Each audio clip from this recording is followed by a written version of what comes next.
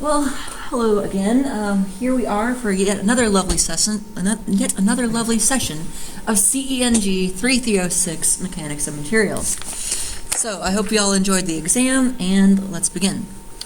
So let's do that.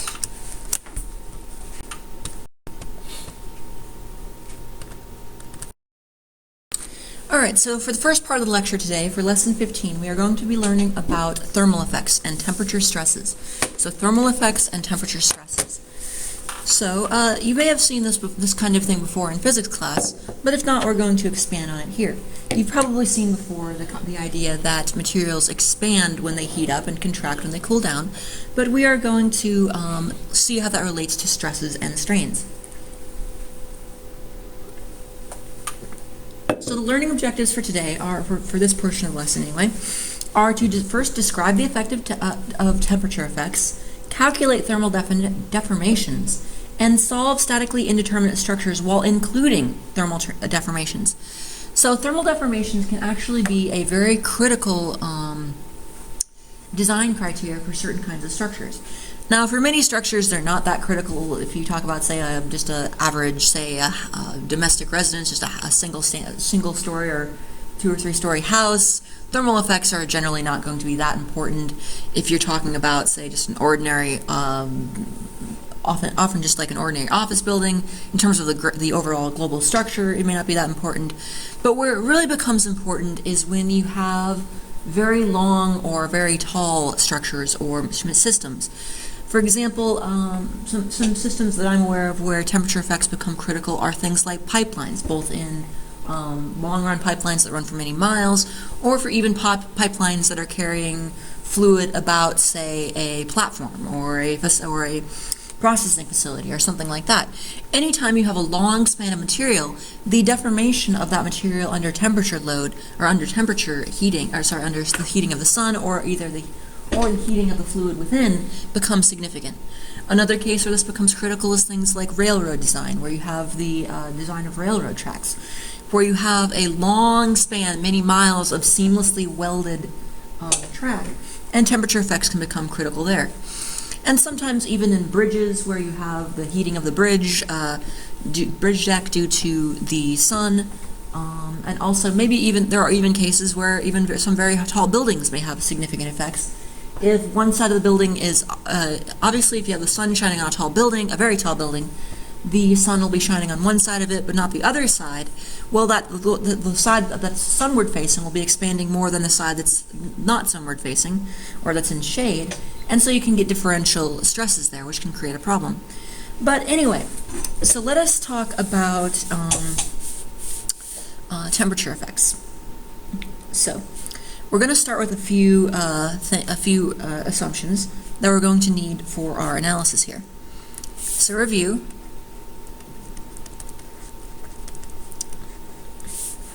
So first we're going to talk about the behavior we're going to assume for things.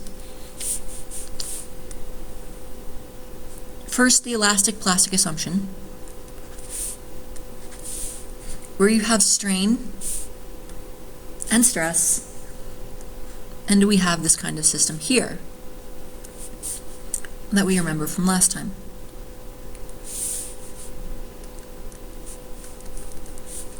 Where this is your yield strain, and this is your yield stress. All right. Although what we are going to do for our analysis here is we are going to assume we're in the elastic range. So then this is, again, elastic plastic behavior assumption. In the elastic plastic behavior assumption, we are assuming that we have a perfectly linear behavior up to the elastic limit, and then we have a perfectly horizontal line beyond. But for our analysis, we're going to assume we're still in the elastic range. So we're going to assume whatever object is under thermal stress is both elastic and homogeneous.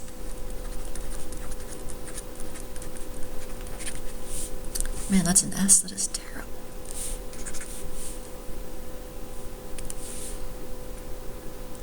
Okay, there you go. Other assumptions. Well, we're going to assume here that we have nice friendly materials. So we're assuming that we can have our conventional materials that we've been dealing with. Nothing really exotic. Just normal steel, concrete, wood, etc., etc. Well, maybe not even wood. I'd have to think about that for a bit. L naught. We have an L naught, an initial length. We have a material with a certain stiffness, AE. And then we have under load a deformed length L final. Here. So we have an initial length L naught and a deformed length L final.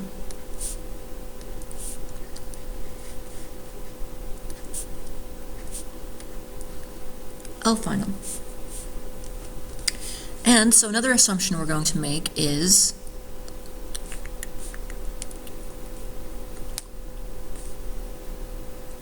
we are going to assume a constant cross-section across the member.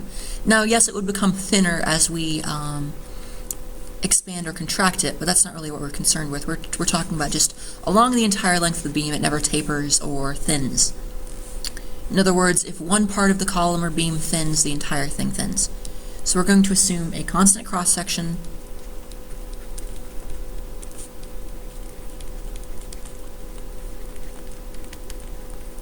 and a CAL member, eccentric axially loaded member. And our delta is going to be delta equals epsilon L naught equals sigma over E times L naught equals PL over AE. PL over AE. So our change in length is going to be equal to the load times the length over the cross-sectional area times the modulus of elasticity. And then our final assumption is going to be, we're going to have compatibility equations. So we're going to be continuing from last time, except we have a different kind of compatibility equations. So we're going to say that compatibility equations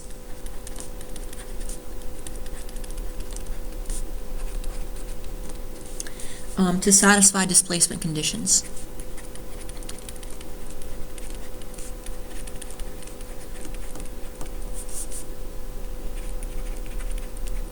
To satisfy displacement conditions.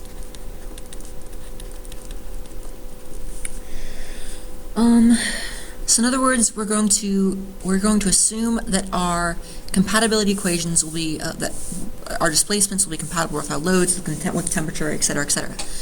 And so what we're going to do is, therefore, we will run an analysis, and then we'll see. Therefore, we must satisfy our assumptions. So at the end, we'll need to check for consistency. We will need to check for consistency.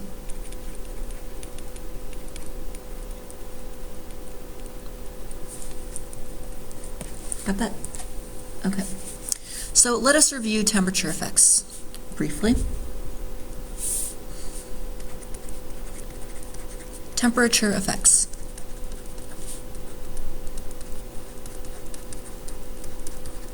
Effects with an E, not effects with an A. Temperature affects would be something very different. Okay, so we have hot, we have cold. In fact, let me do light blue because it's cold. Cold, and a alpha T that we'll need to define. This is really a review from physics class.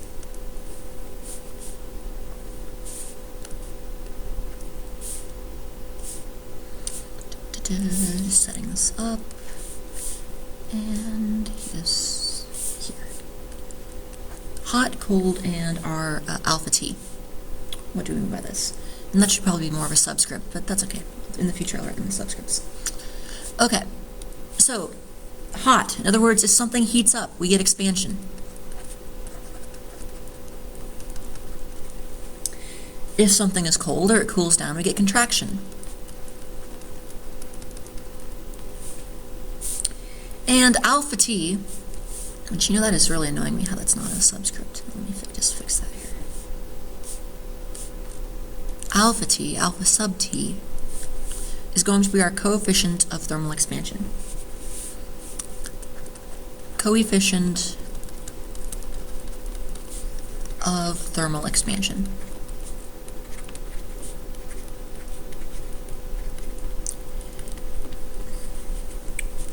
Now, you don't need to worry about memorizing a bunch of alpha T coefficients. If you want to, you can, but I'm not going to make you. The units would be inches per inch over degrees Fahrenheit, in other words, a strain per degree Fahrenheit, or millimeters per millimeter per degree Celsius. Or if you really want to create a horrible combination of units, you can think like foot for foot per degree Kelvin or something like that. But anyway, it really doesn't matter. It's just strain over a temperature. So the actual units for this would be like temperature to the -1, degree Celsius to the -1, kelvins to the -1, etc. As I was saying, I'm not going to make you memorize a bunch of coefficients of thermal expansion. That's not worth your time. Anytime you're on an assignment or an exam, you'll be given it, or you'll be able to look it up in a table or something like that.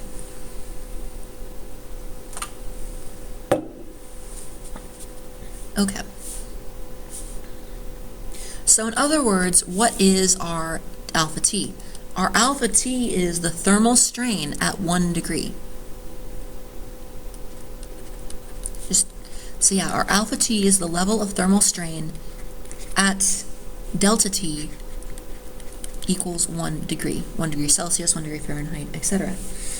And so because of that, if that is the strain from 1 degree of temperature change, then the overall strain is simply going to be alpha T times the overall change in temperature. There you have it. That's it. That is the temperature-strain relationship. Or we can think of it in terms of delta L. Or we can think of this in terms of delta L. And change in length, delta L, is equal to alpha T times delta T times initial length, L naught. And that is our fundamental guiding principle of thermal stresses, or thermal expansion. So the overall change in length in a member is going to be alpha T times delta T times L naught. And again, this is still assuming, reasonable deformations, reasonable temperature changes, things like that. Obviously, I mean, this equation is kind of blind. It would obviously predict that, if you put in a large enough change in temperature, you could make say a steel beam as long as you wanted. In reality, that's not gonna happen.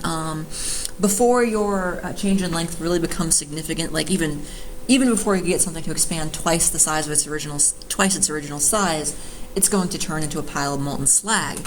So we don't need to worry about our small changes in length being violated, because especially in this condition, well, we can only heat materials up so high before they either spontaneously combust or they melt or boil. So anyway, that's neither here nor there. So moving along, we have a sample here that is under load. So say we have a sample that is under load, or a CAL member that is under load. Lovely three-dimensional diagram here. Man, that looks terrible. Three-dimensional-ish diagram. And this is going to be under load P. So we have P here, and a P here. And this sample is going to undergo, is going to have a certain delta T, and it's going to have a certain alpha T. And alpha T is a material property. It is independent of geometry, so it'll be based entirely on the material. So I don't care what kind of shape you have. If it's made of a certain type of steel, it will have the same. I don't care if it's a sphere, a cube, a beam, a column, a dodecahedron. It's going to have the same coefficient of thermal expansion. So total strain, the total strain, so in other words, sorry, I should back up and say what explain what I'm doing here. The total load on here, the total, this is a system under combined loading now, except it's not biaxial combined loading, it's two loads along the same axis. So we're going to have both a change in temperature and a load applied. And this will allow us to examine the interaction between temperature loading and between temperature expansion and axial loading. So the overall strain is going to be equal to the strain from temperature plus the strain from P, from the load, which is going to be equal to alpha times delta T plus sigma x over E. And some notes here, let me put some notes on this. Again, this is temp loading, or temp strain, I gotta be careful with my language. And this is the strain from the actual end load. And this part here is, again, P over AE. Okay, so the total deformation then is total deformation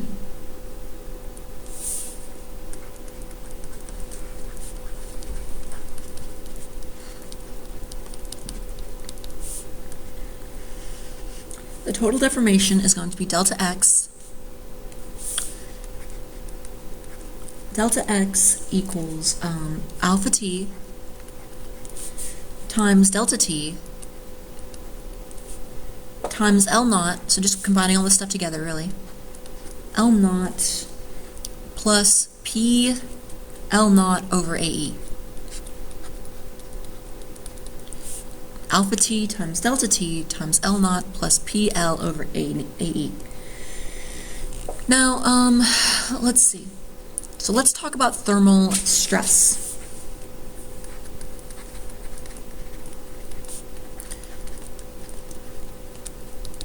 Now here's the thing.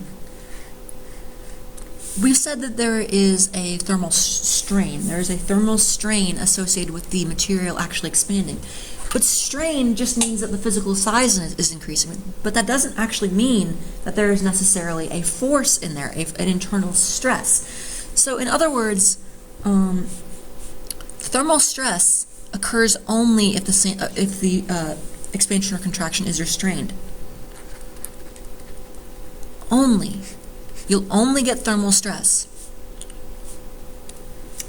occurs if expansion or contraction is restrained.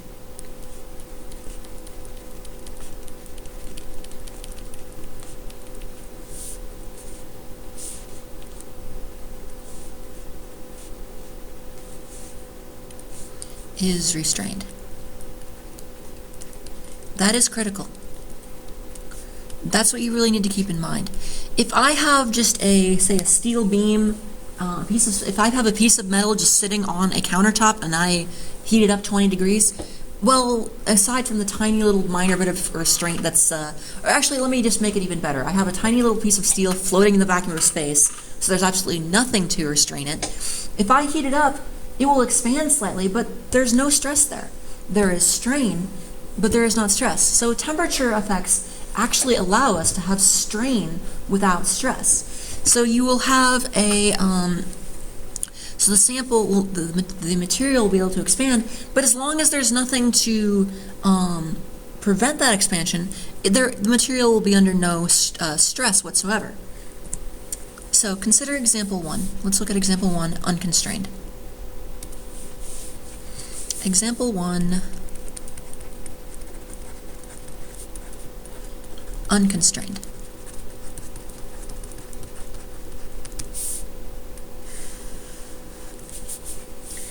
So say we have a sample of material. We have a CAL member here. And the length for this thing is going to be 10 inches.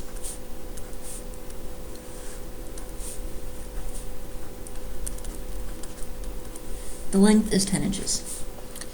And it is under no load, it's only under temperature load. And I am given the following, or given if you prefer. It is A36 structural steel, given, so it's made of good, strong American steel.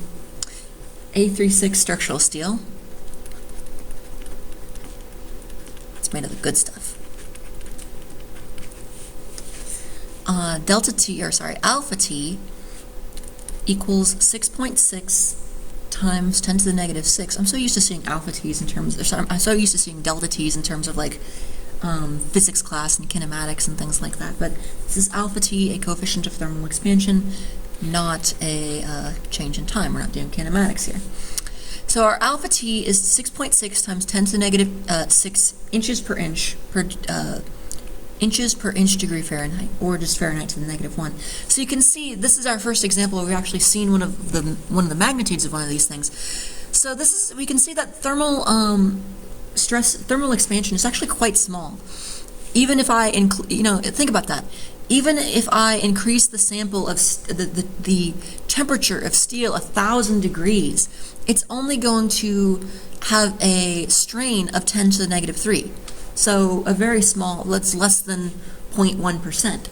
So this is a very small effect.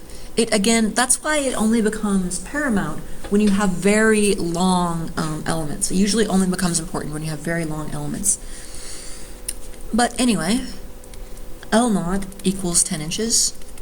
So the initial length is 10 inches, and delta T is plus 50 degrees Fahrenheit.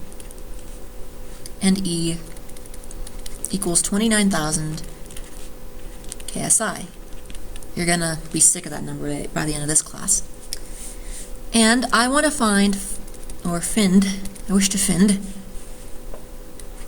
the total change in length, total, and the sigma, the normal stress. The normal stress. Solution. So a solution, not to be confused with salutation.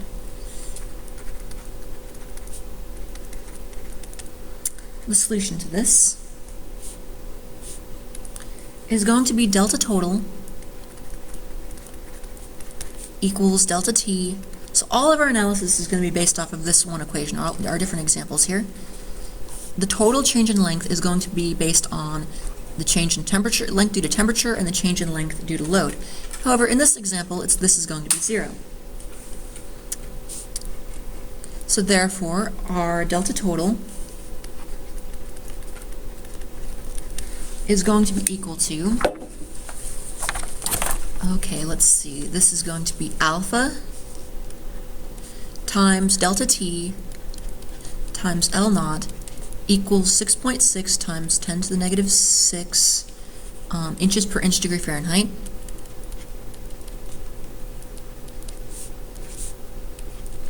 Times 50 degrees Fahrenheit times 10 inches equals 0.0033 inches.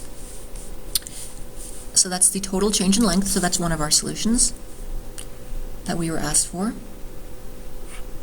Here, that's such a lovely box. And then finally, our sigma, our actual total stress, is just going to be P over A equals 0. We have no stress. And again, as a reminder, I'll just write it here. Since not restrained,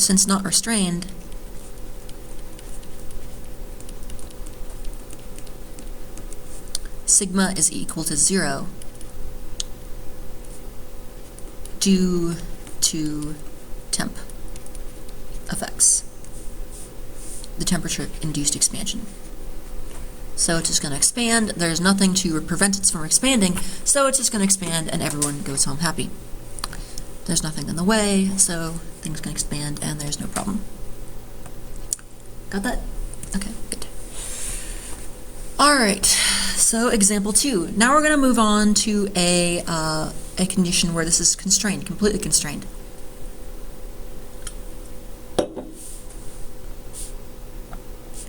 So example 2. See, example. Constrained.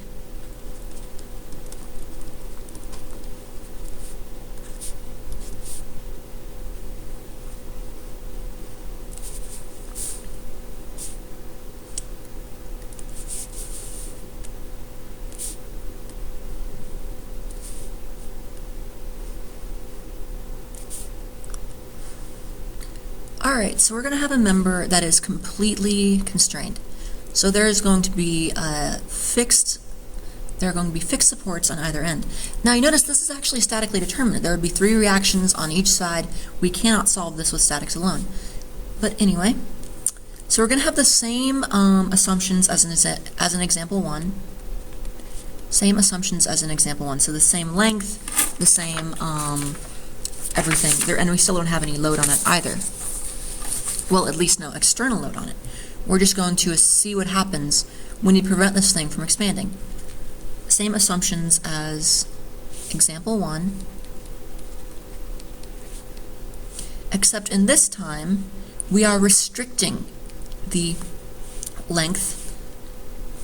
So we now know just from the bat, right off the bat, that the delta t, not delta t, delta total, delta length, change in length total. The total change in length equals 0. In other words, this delta here, where we have the total change in length, so this will be a 0. And this won't necessarily be 0. So, solution here.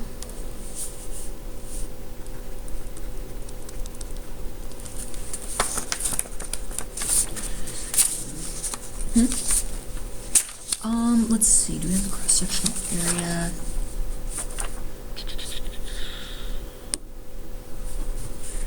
It's actually not going to matter. This cross-sectional area, the question was, do we need the cross-sectional area? Yeah, we're looking for the stress, so it's actually not going to matter. I just wrote it down. Stupid. You're fine. Okay. So, what am I doing here?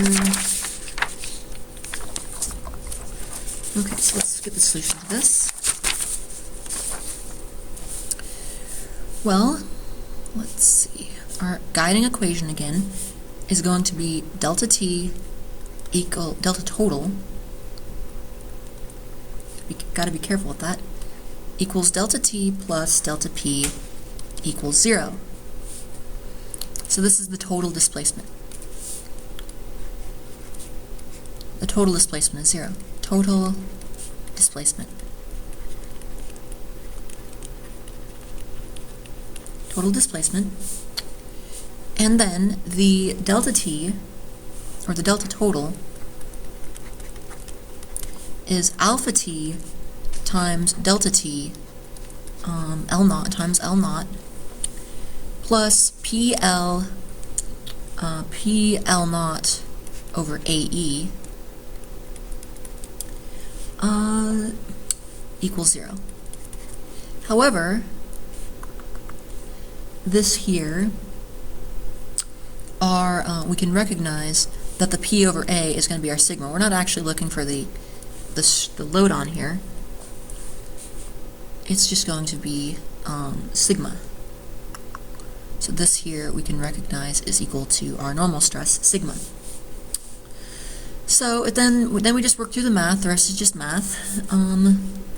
0 is 6.6 times 10 to the negative 6 inches per inch degree Fahrenheit times 50 degrees Fahrenheit times 10 inches plus sigma times 10 inches over 29,000 KSI.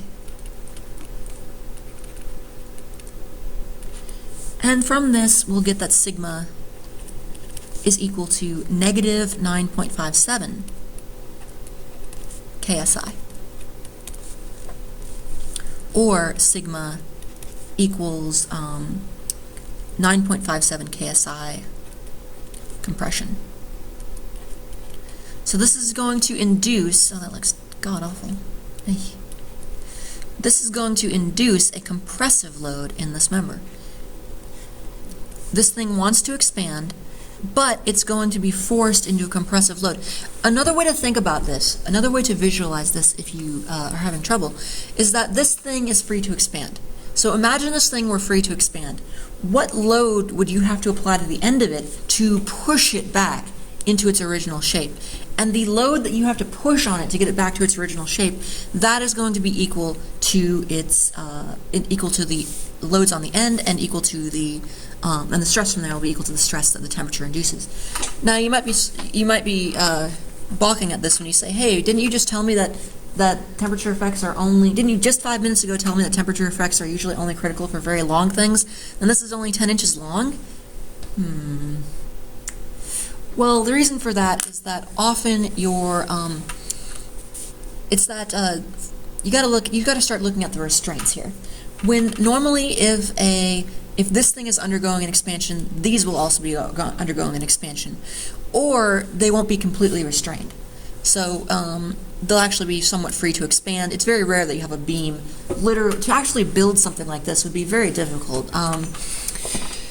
You would probably use I guess if I wanted to approximate this in real life, I would use a very thin member, maybe like a very thin-walled cylinder here, and then just have two massive, really huge W sections, really big box sections, just huge, very heavy members and a very, very light member. And you know what, I'll heat this one under a blowtorch, and maybe just for fun I'll run coolant through these to keep them really cold, so they will absolutely not undergo any expansion whatsoever. You would really have to go to quite a length to actually produce this sort of system in real life. Yeah, you'd have to spend quite a bit of money just to prove a point. But anyway, hey, people have done things like that before. Oh yeah, if you ever wish to read on the some of this in history, read up on the concept of a spite house. That's if you ever heard of the concept of a spite house, that's look up that Wikipedia article. That's quite funny. It's called, look up the Wikipedia article for something called a spite house if you wish to have some levity this afternoon. But that has nothing to do with mechanics of material. Actually, well, I guess you'd have to do some mechanics of materials for certain ones of those, but that's not important to what we're talking about. Example 3, partial constraint. So I've talked about if it is, and if we had I should also mention that if we had the opposite, that it started out like this and we cooled it down, the analysis would be exactly the same, except we would end up with a tensile load rather than a compressive load. So example 3, partial constraint. So what if we had something that it wasn't free to expand, but it's not going to be just from the outset butting up against an edge? How do we handle that? And so I'm going to show you. So I'm going to use the same assumptions. I'm going to have a fixed end here and a fixed end here. You looking up spite houses? Uh-oh. There's a couple.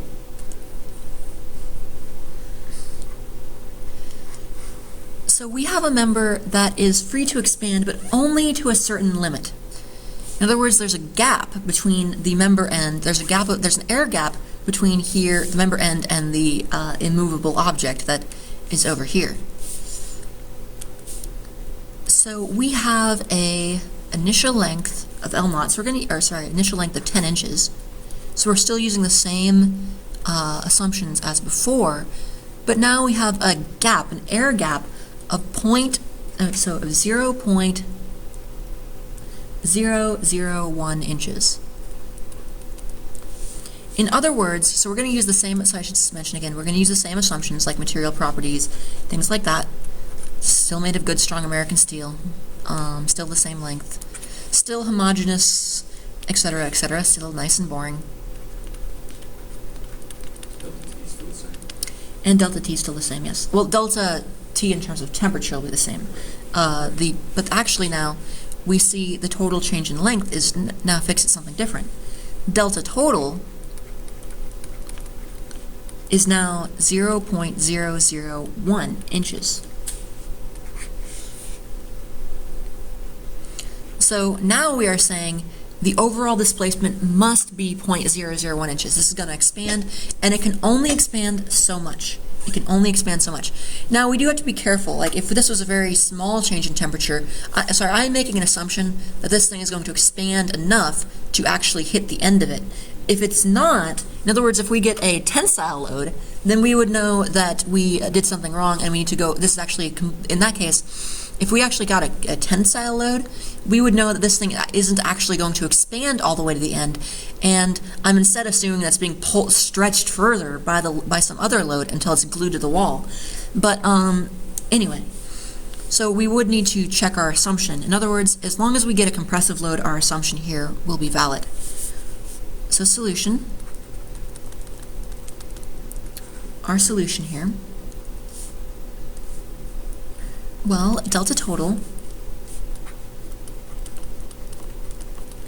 equals delta T plus delta P. The total change in length is equal to the change in length by the temperature and then plus the change in length by the external load at the support. Equals, I can't modify that into a decent equal sign. Equals 0.001 inches. And so then we just chug through that. 0.001 inches equals alpha T times delta T times L naught plus P over A over AE L naught here. And we recognize that this is equal to sigma. I'm going to replace this with sigma because that's what we were asked for. This is sigma. P over A is sigma. Then just plugging and chugging from there. 0.001 inches equals 6.6 times 10 to the negative 6. I'm just going to say Fahrenheit to the negative 1.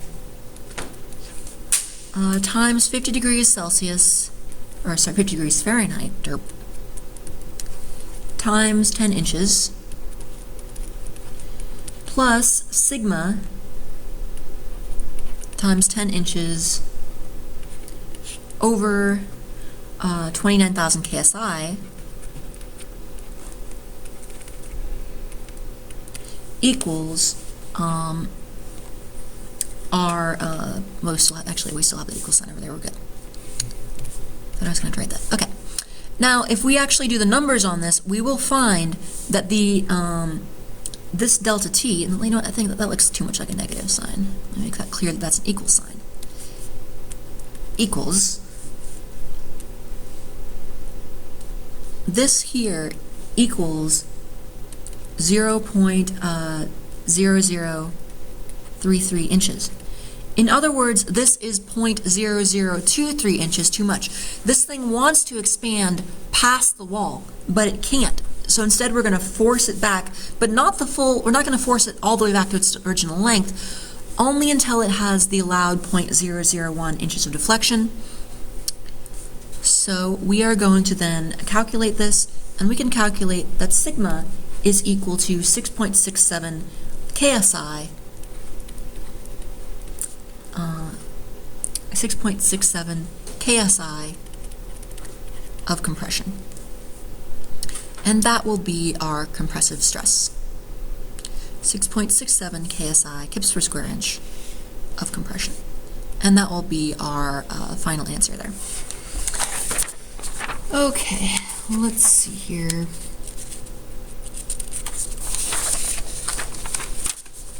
I have another example that I will work through, I think. I think we have time for that. Let me check. I believe we're good. Okay, so I have one final example that I believe I will work through, and then we'll go on to portion 2, which will be over torque. Okay, so final example here. Let's see. Example 4. Now I'm going to do an example involving a framework, a simple framework.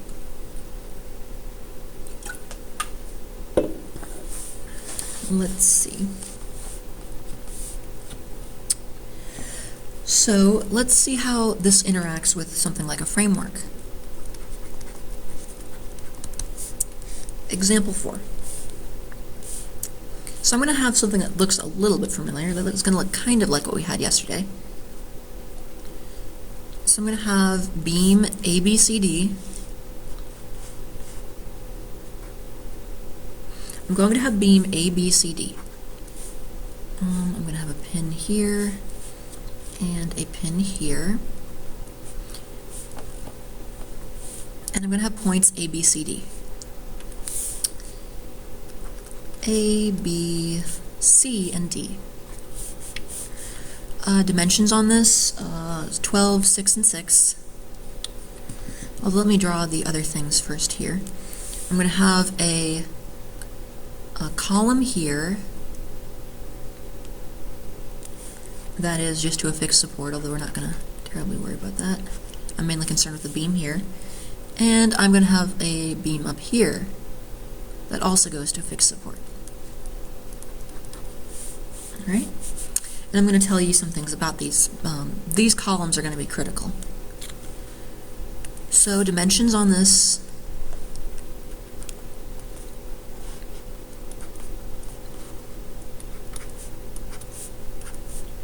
This is going to be 12 inches, 6 inches, and 6 inches.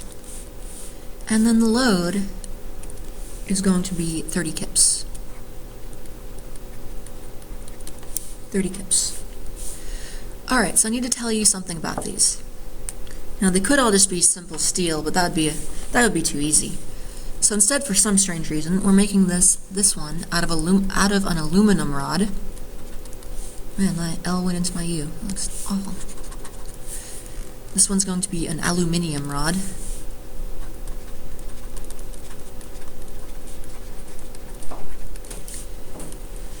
This is an aluminum rod with the following properties. So all this is given, basically. L equals 10 inches. The area is 3 inches squared.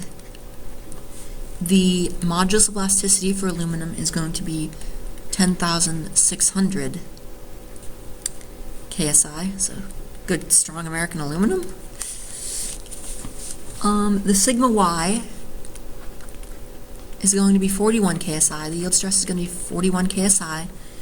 And the coefficient of thermal expansion is going to be 12.5 times 10 to the negative 6 Fahrenheit to the negative 1.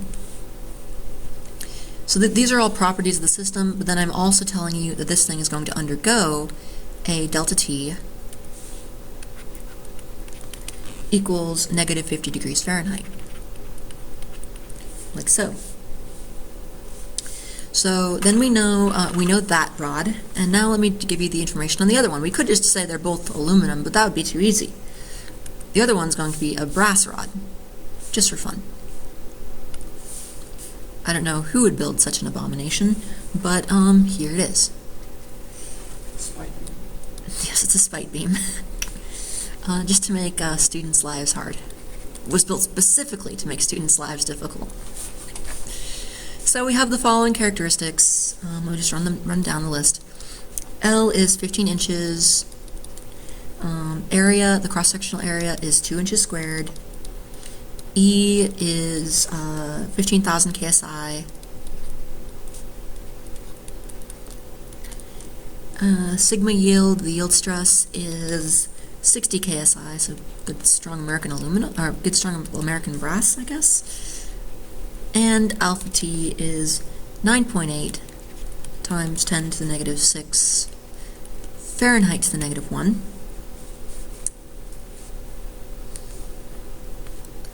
Going to see a lot of brass this weekend, going to a drum corps show in San Antonio where my sister will be performing, so. But that has nothing to do with mechanics of material. Well, a slight bit vibration, something, something, something, something, yield stress of drums, something, something. Okay, delta T then is going to be equal to negative 50 degrees Fahrenheit. So we have all of that, and I want to find the axial stress in the two rods. And I'm going to assume the beam is infinitely rigid. So in other words, the beam is much stiffer compared to the columns. Find axial stress in the two rods.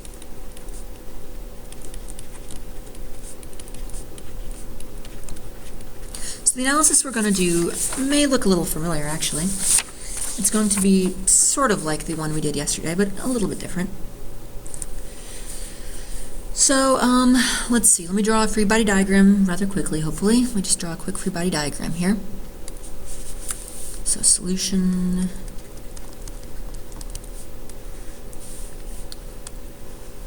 We're going to have points A, B, C, and D. A, B, C, and D. And the loads on here are going to be AY. There's also an AX, but I'm going to say that's 0. And we could also say that there is a BX and a CX, although I'm just going to neglect them because they're obviously 0. Let's see. So, you know what? First of all, I'm just going to go ahead and assume everything is positive upward. BY, CY, and then we have our 30 kip load. And their dimensions here are, so basically what I like to do again is I often just assume everything is pointing upward initially. And then if I get something negative, I'm going to have to just redraw my free body diagram to analyze it with the opposite, with a downward load or something like that. 6 inches and 6 inches.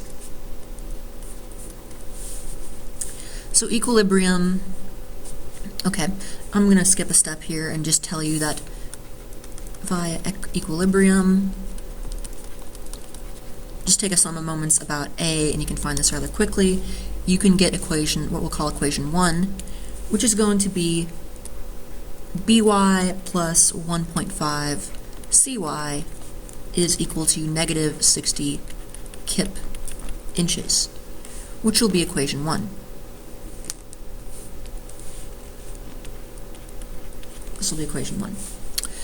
We're going to have the same kind of deformation diagram we had last time, where I am assuming that there is a hinge at A and this thing just rotates. Again, assuming the length doesn't change substantially on the beam. Let's see. I have negative on here. So we got positive moment By, positive moment Cy, negative moment. Let me think about that. Should it be negative? It should be equal, positive. This should start off. Let me think about that. Should it be? Okay.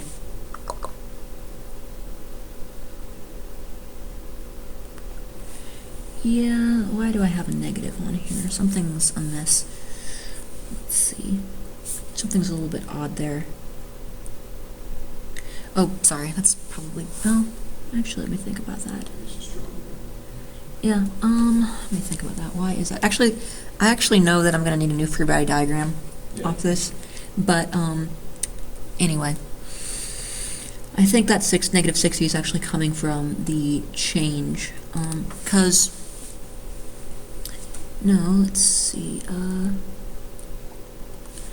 yeah, let's just leave that at 60 for now. Let me leave that at positive 60, sorry about that.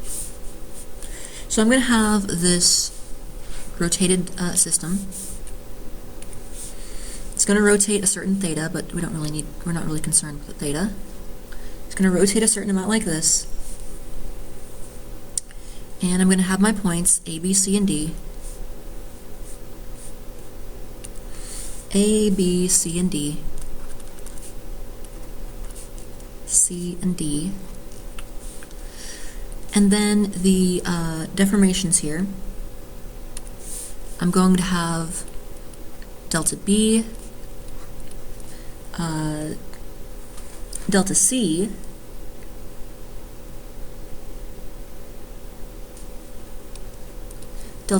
and delta D. Okay, so let's see here. And then I can use the same kind of relationships we had last time, where I say delta B over 12 inches equals delta C over 18 inches equals delta D over 24 inches. Okay. Then let's see. And if I work through this, I will get that I can recognize that delta C equals negative delta temperature at C plus delta at the load at C, delta P at C, in the column C. Delta B is going to be equal to delta T at B plus negative delta P at B, and etc. You know what? This is going to be a little confusing if I do this. Let me just go ahead and say that I ran through the analysis once and I found that the free body diagram was wrong. Okay? Because my equation, a lot of my equations here are set up for the other way. So let me just go ahead and set this up with the by actually going downward. That will avoid further confusion in my equations. So by is actually going to be like this. And that's how you'll get the negative 60. All my equations are based on the reformed one. So let me just try to avoid any further confusion by just saying negative. So that's where that's coming from. And this leads to negative, this is equal to then negative alpha T delta T L naught for column C plus PL over AE for column C, and this is alpha T delta T times L naught for B plus,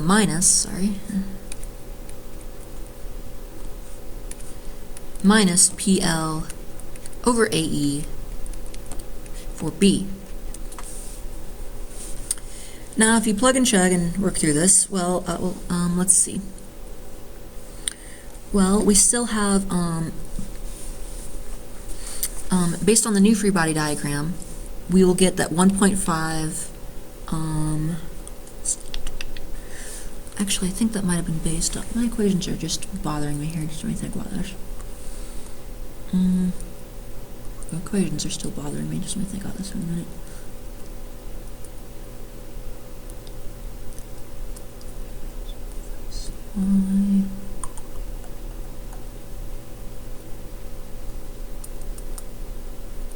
Okay. Anyway, based on the new free body diagram, I'm going to have 1.5 CY minus BY equals negative 60 kip inches. So here, let me just get rid of that one here. 1.5 BY minus CY equals negative 60 kip inches. So just forget this equation existed. So this is going to be our new equation 1. New equation 1. Then if I plug in everything into here, if I plug in values into the delta C and delta T equations, or sorry, the delta C and delta B equations, delta B, delta C equations, and let's see, just plugging and chugging, I will actually get that and solve for, let's think about this here. Oh, let's see, I'm trying to figure if I can shorten this a little bit. Maybe not. So 1 over 12 times 9.8 times 10 to the negative 6 times 50 degrees Fahrenheit times 15 inches minus by, this is just a unit conversion thing, by, I'm just turning it into feet instead of inches, 15 inches, 15 inches over 2 inches squared times 15,000 KSI.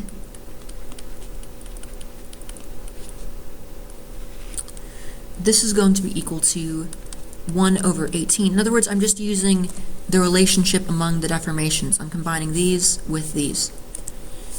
Equals 1 over 18 times negative 12.5 times 10 to the negative 6 times 50 times 10 plus cy times 10 over 3 times 10,600 KSI.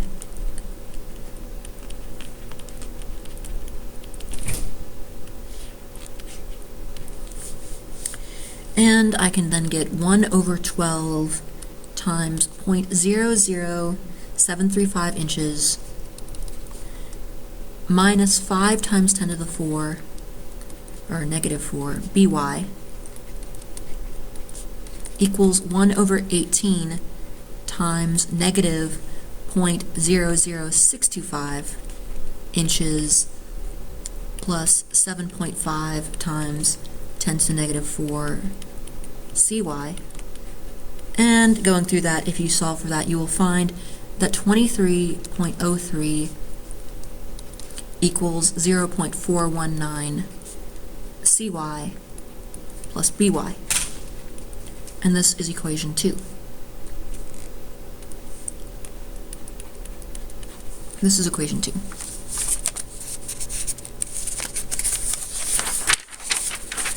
And then if you solve for this, you will get the following. You'll get that by, solve equations 1 and 2,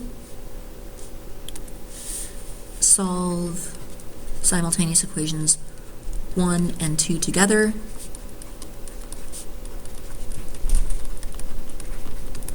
you will get that by equals 4.89 kips tension, and for cy we will get 43.9 kips tension. And we do need to check something. We need to check our stresses. So our sigma for B equals will be equal to 2.445 KSI, which is less than sigma yield equals 60 KSI. And sigma for C is going to be equal to 14.3 KSI, which is less than sigma yield, which is 41 KSI. So yes, we are in the elastic range for both. We are indeed in the elastic range for both. Everything is happy. We are happy. We are oh so terribly, scarily happy. And then so review.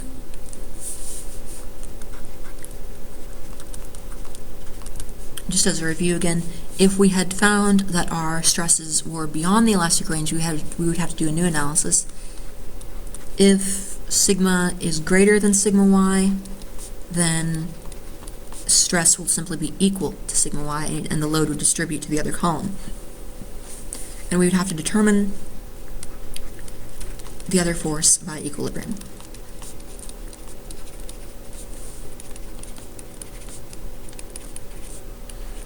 Via equilibrium. Alright, so that'll do it for this lesson. I hope you enjoyed that. We will be back shortly with lesson 16 over torque, and that will do it for elastic temperature deformations.